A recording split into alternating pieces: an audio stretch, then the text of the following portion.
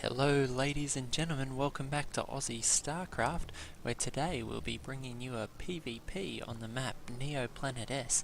In our bottom left hand corner we have SKMC, better known as the Bosstoss and one of the most successful Protoss players of all time, winning well over $200,000 in prize money.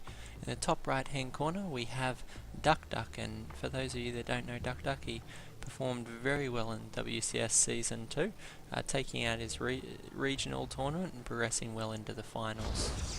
So this should be quite a high level game between these two very successful Protoss players. Now I know that on the channel lately there's been a lot of ZVZ and ZVT, that being quite a volatile and exciting matchups. There's been a lot of requests for those, but I noticed as I was flicking back through the cast that there was very little in the way of Protoss games, so went on a bit of a hunt for you guys and tried to track down some of the highest level Protoss games I could find. We have MC opening up with a gateway and an assimilator. Duckdeok choosing to not go for his gas just yet, choosing to chrono boost out a few extra workers. If we look at the unit tab, we can indeed see that Duckdeok's at 13 probes, so just a little lead there. MC starting to chrono boost now to get a bit of a catch up. Now for those of you that aren't familiar, Protoss games, PvP games, can be very volatile in the early stages. For a long time there's been a saying that first one to expand in a PvP loses, so we'll see if that holds true today. Often these games can be played in their entirety with less than 10 units, and last not very long at all. So some of these Protoss games that we'll be seeing today will turn into nice long macro games. Others are likely to end with the early pressure from Stalkers, Zealots and Mothership Core, so often one time warp out of the Mothership Core can be the difference between victory and defeat. Both these players scouting out now. We can see Duckdeok's got his 2 gas up. He likes to go the 2 gas route with 2 probes in each gas geyser. It's one of the most efficient ways to mine gas. We can see MC with 3 in one and 2 in another. Not a lot on the field yet from either of these players, but we can see MC is in fact proxying a Stargate. There's quite a bold move up here in Neoplanet S. It's one of the frequent scouting patterns around here, but I guess knowing that he didn't pass by Duckdeok's probe is gonna give him the confidence he needs to do that.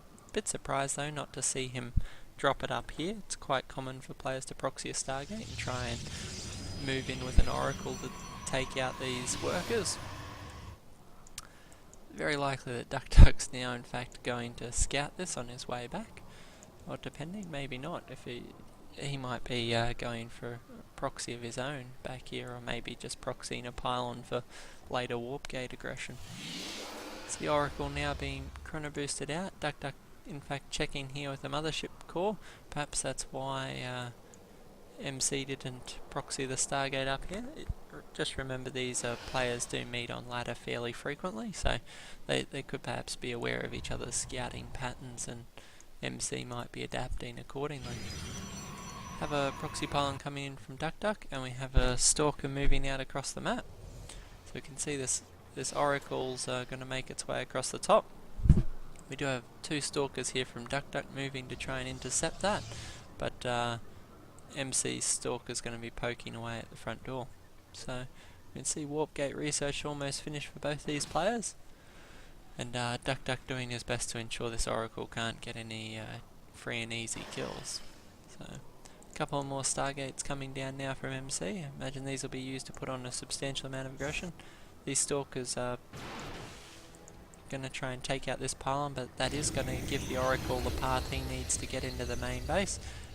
There'll be a photon overcharge, but this Oracle will not get any kills before being forced back, so luckily having enough energy to force that back. But MC catching one of these Stalkers here on the pinning it with a force field and dropping some pylons. If you're wondering why he's dropping all these pylons, to give him sight of the high ground to help these Stalkers focus down and be able to shoot up onto the high ground.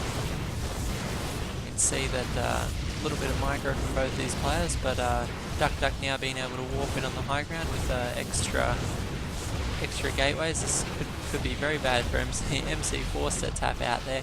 And you can see how one tech choice can be the difference between victory and defeat. MC, one of the best Protoss players in the world, but this Stargate gamble here, not able to do the damage he needed to win the game. His own gateway is not quite up in time, and Duckdeok was able to force his way up the ramp and through to an easy victory. So I hope that gives you an indication just how dangerous and volatile these PvP matchups can be. We've got a lot more coming up, some more PvP and some other PvC and PvT. Hope you guys are in the mood for some Starcraft today. Why wouldn't you be? Because we've got a lot more coming up right after the break, so check them out on Aussie Starcraft. Thanks guys, we'll see you later.